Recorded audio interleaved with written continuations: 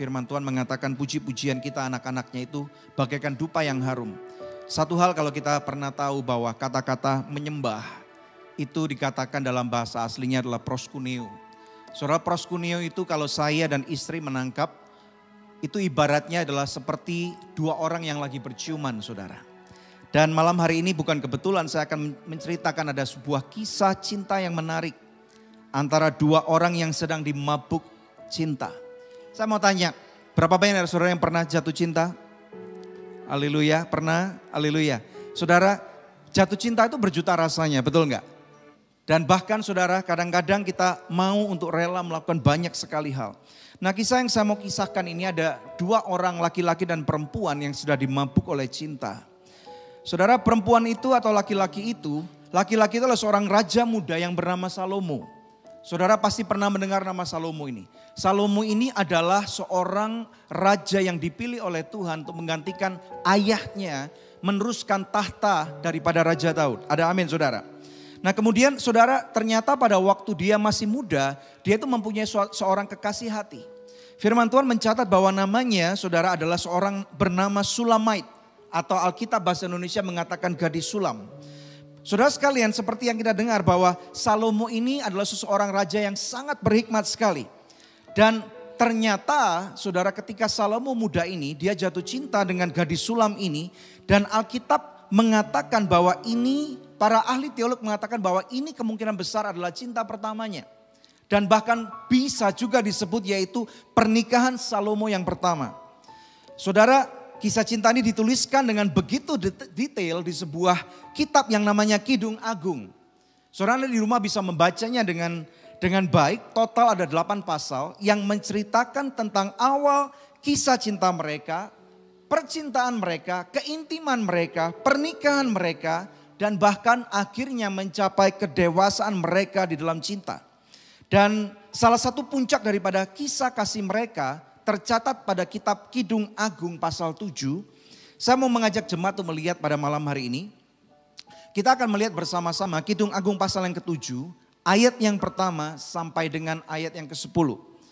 Saudara, kalau kita membaca ayat-ayat dalam kitab Kidung Agung ini, saudara, kadang-kadang ada rasanya serem gitu, saudara. Karena ada banyak orang bilang 18 plus. Betul ya, saudara? Tetapi inilah Alkitab kita. Apa yang memang menjadi hatinya Tuhan dituliskan. Dan saya berdoa biarlah malam ini melalui firman Tuhan yang akan dibagikan, saudara boleh menangkapnya secara baik. Dan sekali lagi saya percaya bahwa firman Tuhan yang dibagikan ini tidak akan pernah kembali dengan sia-sia. Ada amin? Mari kita lihat di dalam Kidung Agung pasal yang ke-7 ayat 1 sampai dengan 10. Yuk kita baca bersama-sama. Yang siap katakan amin. 2, 3. Betapa indah langkah-langkahmu dengan sandal-sandal itu. Putri yang berwatak luhur, lekung pinggangmu bagaikan perhiasan, karya tangan seniman.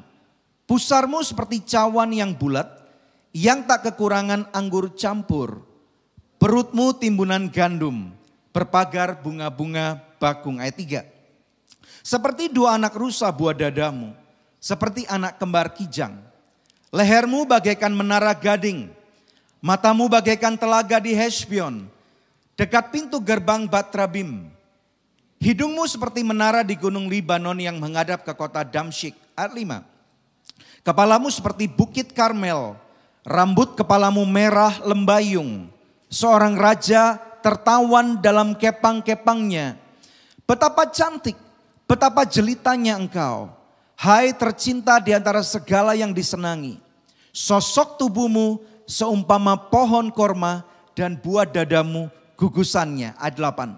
Kataku, aku ingin memanjat pohon korma itu dan memegang gugusan-gugusannya. Kiranya buah dadamu seperti gugusan anggur dan nafas hidungmu seperti buah apel. Kata-katamu manis bagaikan anggur.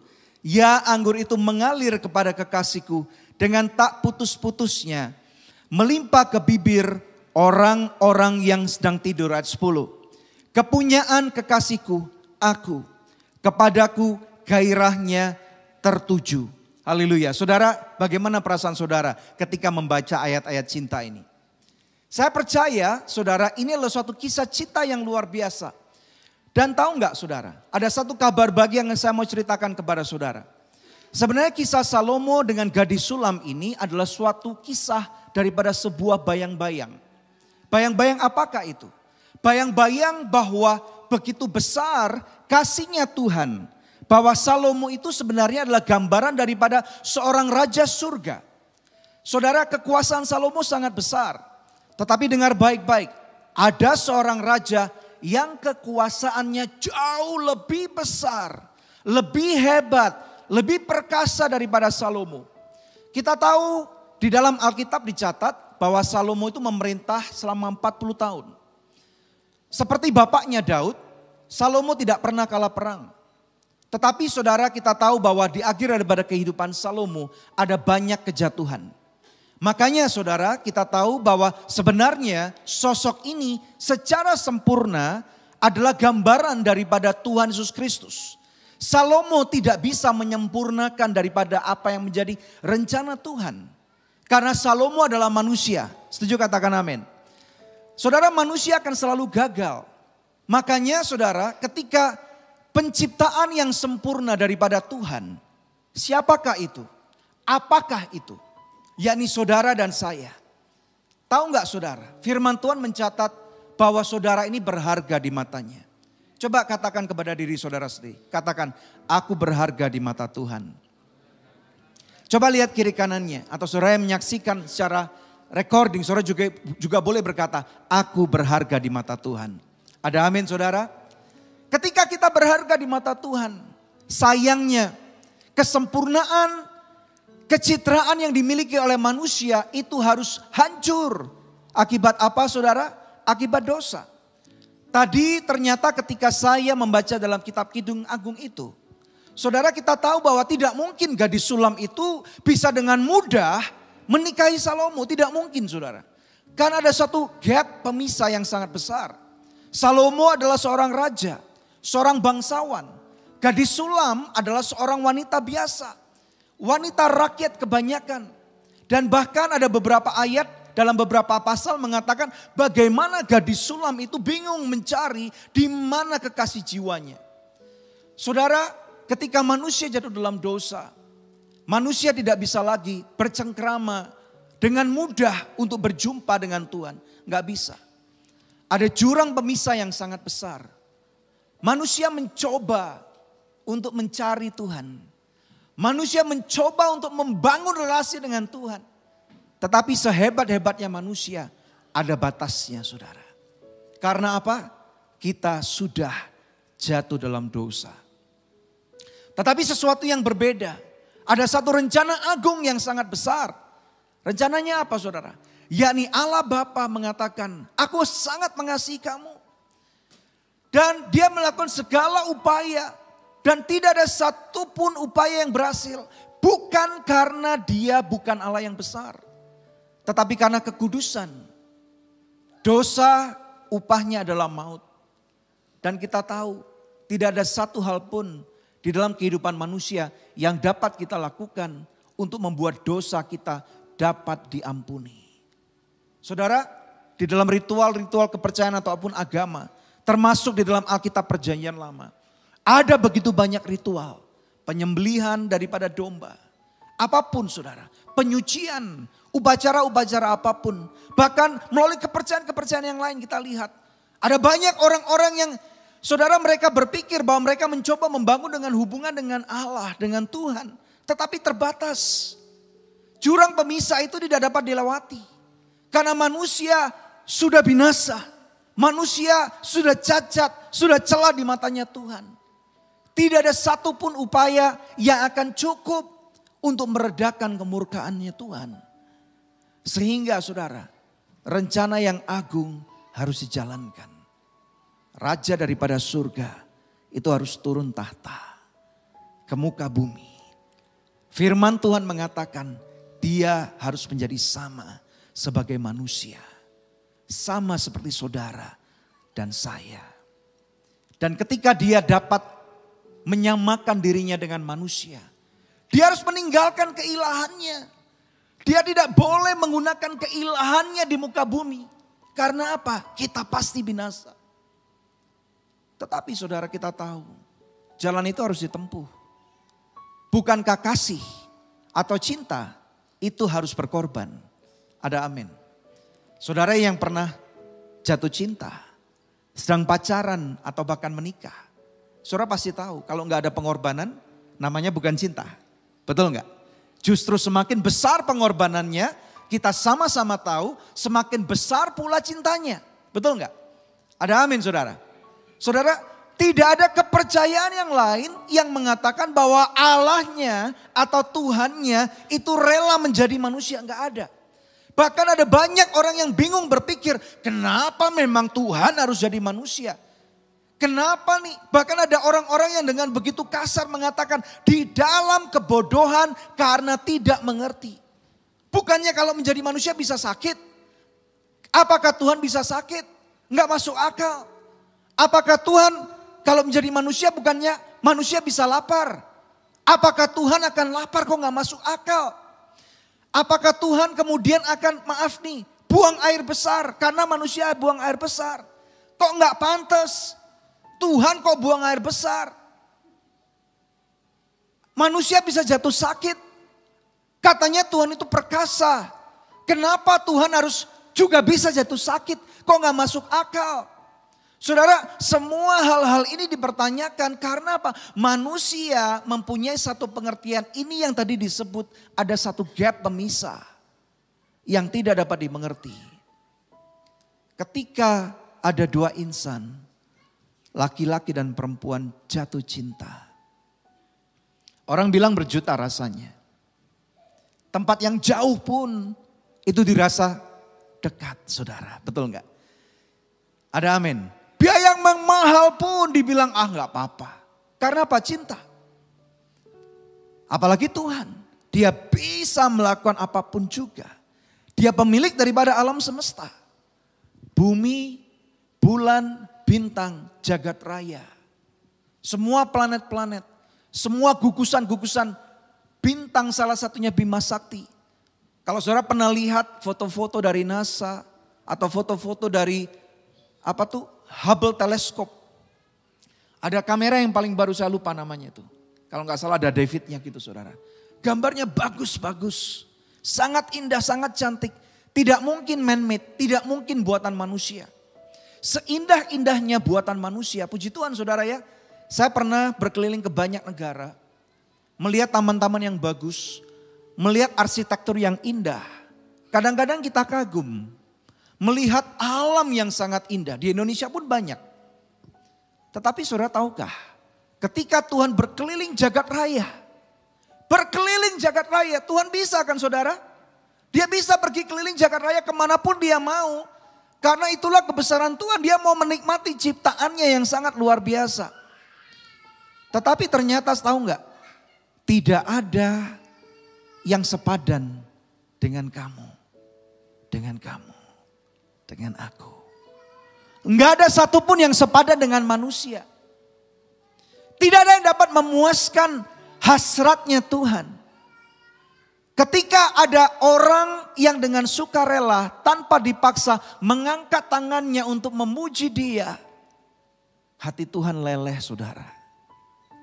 Hati Tuhan tuh lumer. Gugusan bulan dan bintang yang sangat indah tidak dapat menggantikan penyembahan manusia yang saudara baru saja lakukan. Makanya proskuneo itu adalah satu bahasa yang sangat indah sekali. Dan saya selalu mengartikan bagaikan dua kekasih yang lagi berciuman. Ketika saudara dan saya memilih untuk menyembah Tuhan. Dan ketika kita tidak punya permintaan apapun juga kepada Tuhan. Saya tahu dalam kehidupan ada banyak kebutuhan. Betul, katakan amin yang setuju saudara. Saudara punya kebutuhan. Kadang-kadang ada penyakit, kadang-kadang ada masalah dalam rumah tangga. Kadang-kadang ada masalah dalam mental health kita. Kadang-kadang ada ketidakpastian di dalam masa depan. Ada ketidakjelasan yang begitu mendera kita sebagai manusia. Dan kadang-kadang kita minta kepastian Tuhan, aku mau tahu apa yang aku harus lakukan. Saudara, saya tahu dalam kehidupan kita banyak request, banyak permintaan. Tetapi maukah saudara dalam satu momen dalam kehidupan kita. Ketika saudara puas untuk mencoba segala hal. Dan ternyata di dalam segala hal itu tidak ada kepuasan yang kamu temukan. Karena setiap di dalam dunia ini, termasuk ketika kita jalan-jalan, ketika kita mendapatkan keterkenalan, ketika kita mendapatkan pekerjaan yang baik, ketika kita mendapatkan uang banyak, ketika kita mendapatkan gelar yang sangat hebat, saudara, tanpa adanya Tuhan dalam kehidupan kita, itu menjadi semakin besar. Ada seperti bolong, ada seperti black hole dalam kehidupan kita yang terus menyerap, tidak akan pernah puas. Saya nggak tahu dengan saudara, kalau saudara pernah mengalami hal itu, saudara akan pernah mengerti apa yang saya katakan. Makanya malam ini Bapak Ibu sekalian, kisah cinta yang tadi saya bacakan di dalam Kidung Agung itu cuma sekelumit daripada kisahnya Bapa yang mencari anak-anaknya.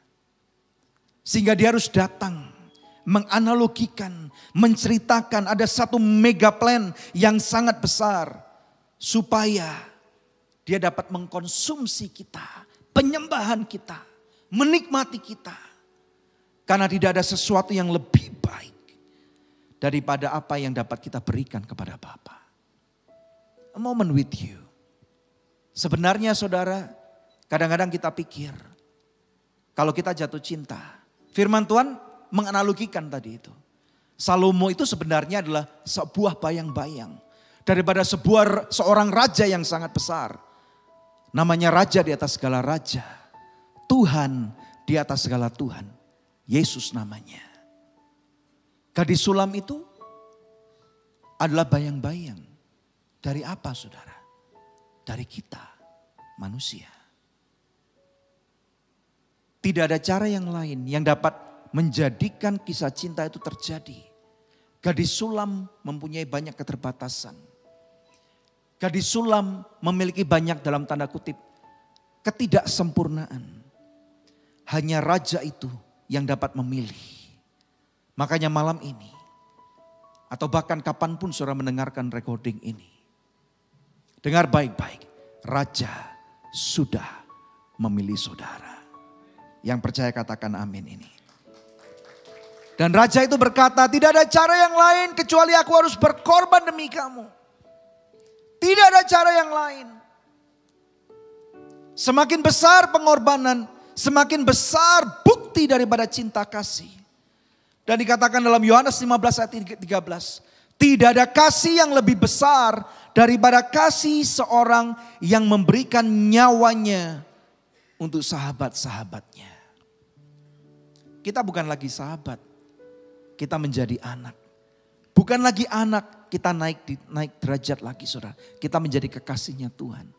Suatu hari kelak akan ada perjamuan daripada anak domba Allah. Yaitu antara raja di atas segala raja. Yesus Kristus dengan kita gerejanya. Saya berharap untuk sekali lagi kita memahami. Sebenarnya a moment with you itu bukan kita mencari minta waktunya Tuhan. Tetapi the truth of the matter is, Tuhan bertanya kepada saudara, mau gak kamu spend time supaya aku bisa punya a moment with you? Siapa yang mau? Tuhan bertanya kepada saudara. Tuhan jatuh cinta kepada saudara. Mari kita bangkit berdiri saudara. Haleluya. Siapapun saudara yang mendengarkan suara saya. Ada suatu undangan terbuka. Baru-baru ini kita merayakan Paskah. Paskah itu adalah bukti daripada cinta kasih Tuhan. Di mana dia berkorban buat kita. Supaya kita disederajatkan. Gadis sulam boleh setara dengan Salomo. Karena kita sudah dipilih. Siapa yang mau dipilih oleh Tuhan? Dan siapa yang percaya bahwa engkau sudah dipilih oleh Tuhan? Saudara boleh angkat tangan. Haleluya. Bapa ini kami. Terima kasih Tuhan. Karena engkau yang sudah memilih kami. Terima kasih Tuhan karena Engkau menjadikan kami seperti gadis sulam itu. Yang banyak dengan ketidaksempurnaan. Yang tidak mungkin gadis sulam itu cocok. Atau satu golongan dengan Raja Salomo. Tetapi karena Salomo yang sudah memilih gadis sulam. Dan karena Engkau yang sudah memilih kami. Maka Tuhan Kau tidak lagi melihat kami dari cacat celah dosa kami. Tetapi Engkau melihat kami di dalam kesempurnaan-Mu. Aku serahkan anak-anak-Mu dalam tangan-Mu Bapa. Terima kasih Tuhan. Saya tahu banyak dari saudara yang masih jatuh bangun. Bergulat dengan kepercayaanmu dengan Tuhan. Mari saudara, gunakan a moment with you ini. Karena Tuhan datang mencari saudara. Terima kasih Bapa. Lord, we worship you. We adore you, Father. Terima kasih untuk semua kebaikan-Mu dalam kehidupan kami. Terima kasih Engkau sudah menjadikan kami sebagai biji mata-Mu. Terima kasih untuk keselamatan kekal yang sudah Engkau berikan buat kami. Sehingga Tuhan di perjamuan kawin anak domba itu, biarlah Tuhan kami boleh menjadi mempelai wanita-Mu. Dan Kau menemukan bahwa gaun kami putih, tiada bercacat celah. Bukan karena karya kami, bukan karena kehebatan, kekudusan, kepintaran kami untuk melayani Engkau. Tetapi pengorbanan daripada Tuhan Yesus Kristus. Kami bersyukur Tuhan. Kami berterima kasih. Yesus, Engkaulah Raja kami. Terima kasih. Terima kasih. A moment with you will change our life. Terima kasih Bapa. Dalam nama Yesus.